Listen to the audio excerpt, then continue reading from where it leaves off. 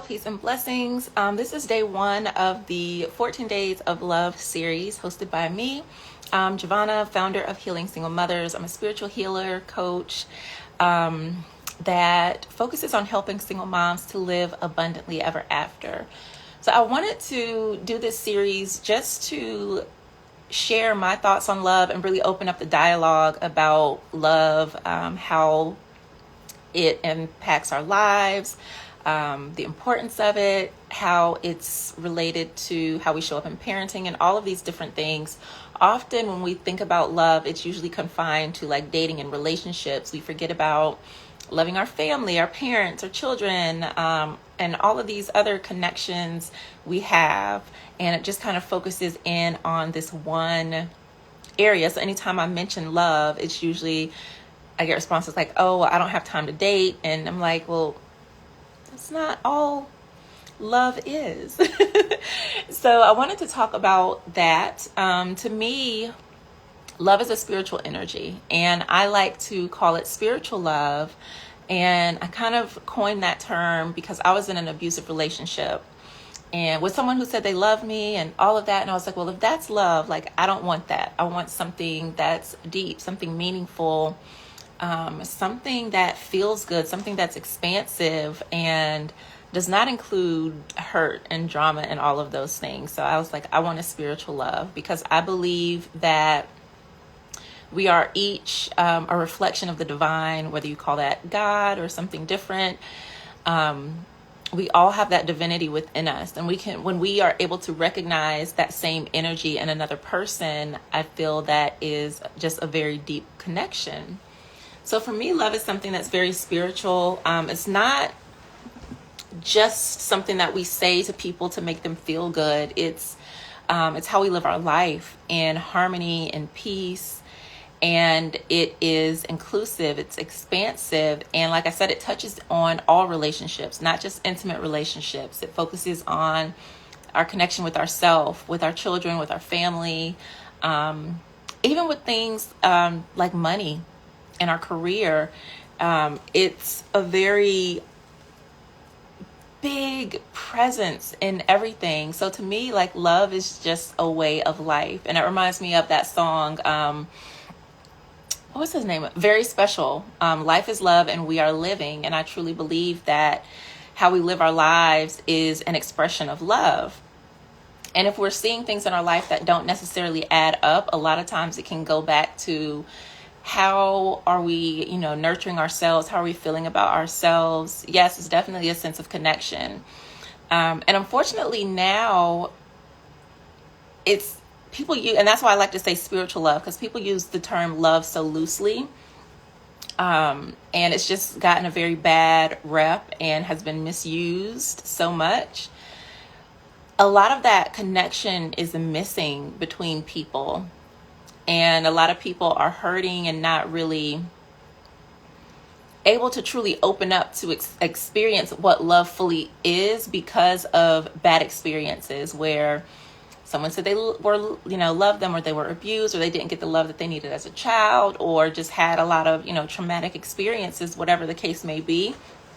A lot of people have a hard time really connecting with other people out of fear of rejection, and all of these different things. And why I think this is important to talk about, especially for single moms, is because a lot of us, especially usually like when I, talk about love or relationships, I hear a lot of moms say like they don't have time, to date. They don't want to. They just want to focus on their kids, or they need to get themselves together before they can do that. And I understand it, but I also think it's important, that our whole self is nurtured and that we have healthy, relationships or dating experiences, because if not, it's like we're closing off one aspect of our lives. And a lot of times I see single moms doing that because they have been hurt before. We're dealing with issues of, abandonment and, feeling all of the frustration, the anger, and the guilt over, having to raise your children on your own, or your partner leaving, whatever circumstances. So you can kind of like close down. And that's another reason why I want to talk about this, right? It's February. Everybody wants to talk about love. Valentine's Day is coming up. And sometimes people, we forget that love doesn't have to come, right? It is a defense. Love doesn't have to come from someone else. It doesn't have to be related to an intimate relationship.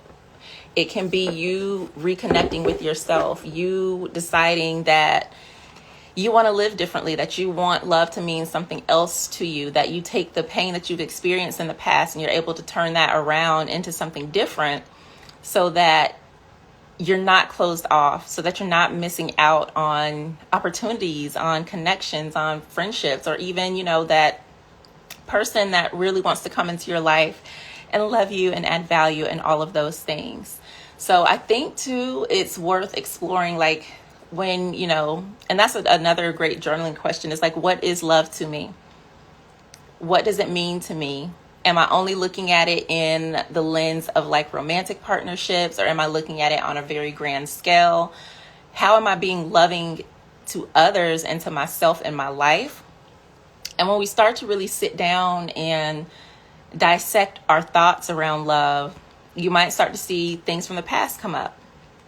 And it's good to take note of these things, because then you can like uproot them and weed them out, start healing, processing all of those things so that it's no longer keeping you in a cycle and you're able to kind of grow and elevate. And that's the other thing where I was talking about how love is like an expansive energy. It's limitless. There's enough of it. It will not run out. It's just there. It's just there. Everywhere we look, there's love.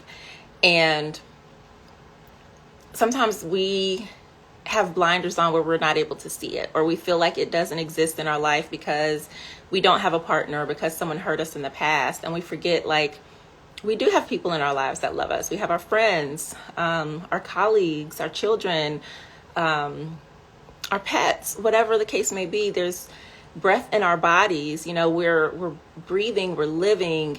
That's an act of love. So I really just kind of want to help others just kind of shift how they look at that. Like I said, I've been in very toxic and abusive relationships, and I'm not one to like say love doesn't exist, or all men are dogs, or there's no good men available, things like that, because there are. And even in dating, you're going to run into like some jerks, because there are people in the world that are just jerks. But that doesn't mean we have to accept them or settle for them or deal with them. So we get to choose and decide what love looks like. How are you loving yourself? How are you teaching your children to love themselves? And that's another very important thing as well. A lot of self-love and confidence, self-esteem is ingrained or removed in children at a very early age. So the more that we are able to pour into our children, to teach them affirmations, teach them how to, love themselves, teach them how to journal and different things like that, giving them the tools that they need so that they're continually being filled with love, so that they don't have to heal from things as adults or as they get older. And that's one of the things that I strive to do. I don't want to, and of course people, they're going to have their own experiences, but I want to do my best to, as a parent, to make sure that my daughter does not have a, bad childhood, or that there's a lot of things that she has to go through. But unfortunately, there are some things that she's dealing with her dad not in the picture. So it's a challenge, but luckily we have tools to use. And I wish I had brought them with me. Today I took her to one of my favorite stores, and she really wanted a heart crystal. So I let her pick out a piece of rose quartz, and she picked up a selenite heart. And so those were her first major crystal purchase. And she was very excited about that. So I try to teach her different, spiritual tools and practices. And sometimes she'll sit down and meditate with me. But I think the more, we can start early on teaching children what love is, that it's not just about someone outside of yourself loving you, that you can, love comes from within. we can start to reshape the world in different ways. In my work, I have encountered a lot of men and women who are just wounded children in adult bodies. And it's sad because a lot of people, either they don't realize that they're hurting, or they just don't care to look at the things that are causing them pain. But there is just a cycle of hurt that is continuing to just go through generation after generation, and it's very unfortunate. And I think that's part of the reason why I wanted to do this work specifically with single moms, because we are tasked with raising children, and it's a hard job to do if we're not whole within ourselves, if we are dealing with, bitterness, anger, frustration, abandonment, betrayal. If we're dealing with all of those heavy emotions from whatever situation happened with, the child's father, it makes it that much harder. And that energy, our children can feel that energy. I try not to say too much about my daughter's father, but she knows, and she'll ask questions, and it's like I never feel like I have the exact right answer. But, maybe in due time, things will change. But for now, I just try to do the best that I can to support her, to give her the tools that she needs to know that she's loved, because sometimes she doesn't feel that way because she knows that something's missing, or she feels that something's missing. So I try to spend as much time, nurturing her as I possibly can, and being very gentle with her in that regard. But, and even like these questions, and we talk about love, and we say, I teach her that no matter what, even if, if I'm not nice one day, like it doesn't matter what anyone says, what anyone does, you are always, always loved, and you have to love yourself no matter what anybody says. And that's helpful, but it's, like I said, it's a continuous process. It's a continuous journey for myself, for her, and she will be 6 in April. So just watching her grow and just seeing how different things affect her really helps me in dealing with other people and helping them through their situations, because I see how like little things can really make a big impact at such a young age. And I think when we start there, that is where we can affect the most change in the world. So that is all I wanted to say. I can hear her making noise, and she should be asleep. So I wanted to do these every night at 9, but I don't know if that's going to work, just because how my schedule has shifted between traveling and trying to get settled and all of that. But I definitely just enjoy talking and just being of support in any way that I can. Because I do believe that we all have the power to thrive, to heal, to grow, and to live abundantly ever after. And that is whatever that looks like for you, to have the love, the success, the home, the confidence, whatever it is that your dream life looks like for you.